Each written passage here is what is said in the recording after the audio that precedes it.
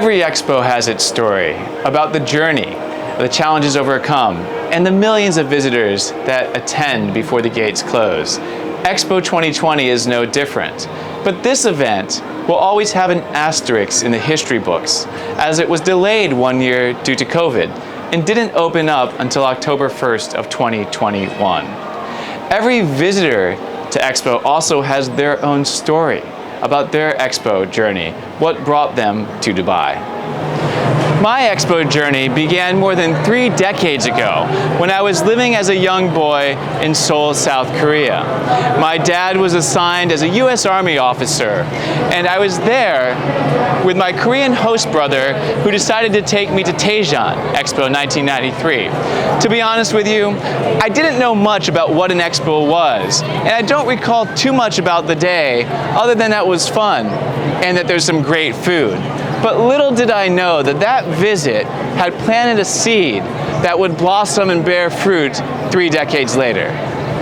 I forgot about the World's Fair until 7 years later when I was interning at the US Consulate General in Frankfurt, Germany. Germany was hosting its first World's Fair ever in a reunified country in the heart of Europe. And on the 4th of July 2000, I went up to visit Hanover Expo 2000 and to see the USA Pavilion for what should have been its National Day. But instead of a USA Pavilion, I saw a grassy field. The United States had missed its first World's Fair in more than 150 years because of challenges with congressional funding. That experience inspired me to return to the United States, to join the Foreign Service, and to re-engage with the Expo movement. It prompted the question, what happens when the world gathers and the United States is not there? I visited every major World Expo since, asking that question and seeing what works and what doesn't work at these global mega events.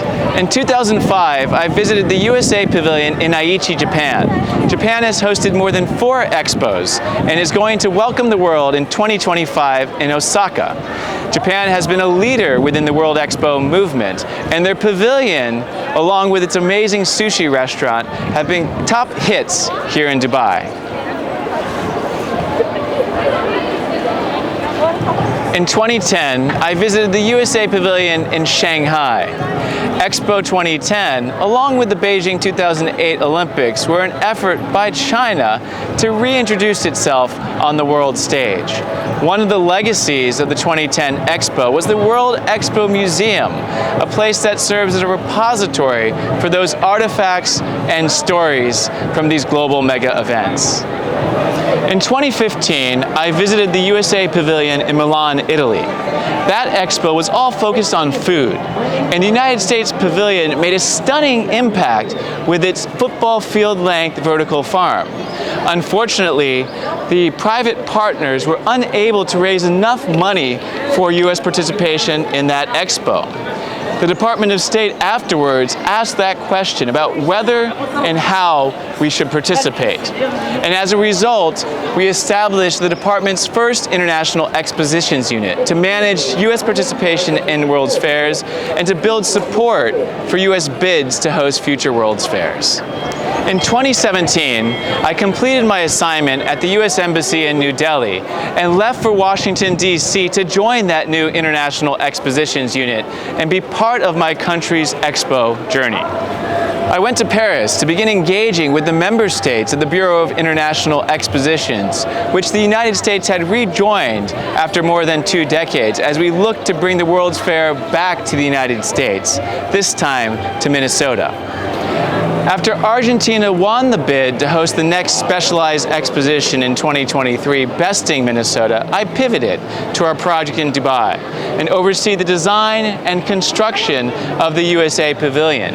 I moved out here in January 2020 and have been serving as our Deputy Commissioner General ever since. On October 1st, 2021, we opened our doors to the world, and our first guests, Sheikh Mohammed bin Rashid, the ruler of Dubai, and the millions since have experienced a piece of America.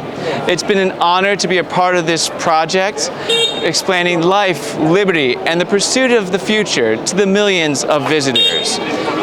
Expo 2020 has been a highlight for me personally and part of my journey. What is your Expo story?